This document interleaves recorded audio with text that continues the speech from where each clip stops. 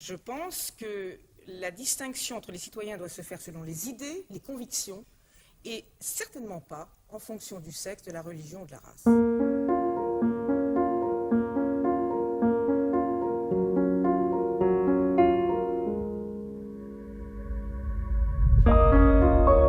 Il était ambitieux pour ses filles, il souhaitait qu'elles soient ambitieuses, mais il voulait nous donner les moyens psychologiques de l'ambition.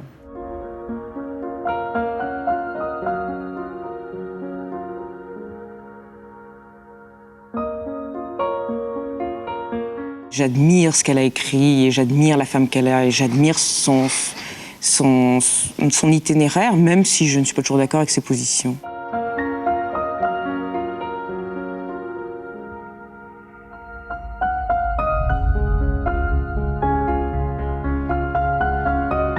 Il m'a beaucoup aidé dans la vie, il m'a beaucoup soutenu, il m'a beaucoup aidé, et je vais vous dire, un homme qui est si heureux quand il arrive quelque chose d'heureux à sa femme, pour moi, c'est un féministe.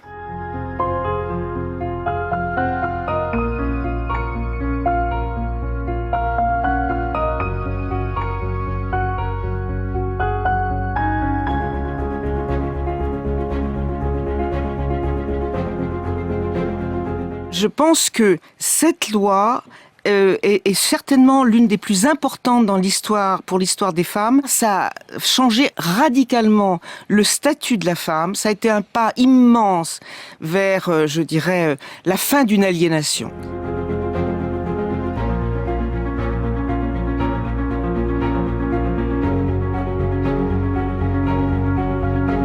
Au XVIIe siècle, on assiste à un certain rejet de l'enfant qui se manifeste par différents signes.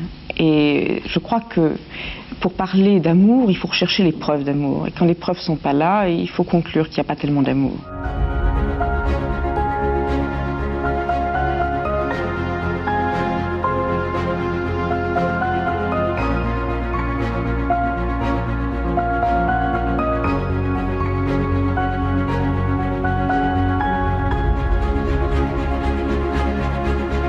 Le port du voile intégral piétine littéralement le principe de liberté, d'égalité et de fraternité.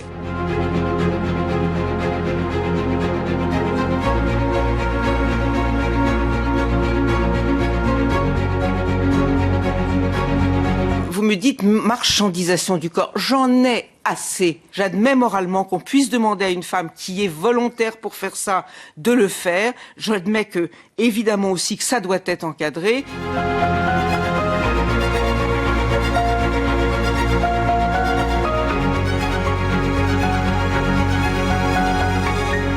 Il ne faut pas avoir peur de se faire traiter d'islamophobe, qui a été, si vous voulez, pendant pas mal d'années, comment dirais-je, le stop absolu, l'interdiction de parler et presque la suspicion sur la laïcité.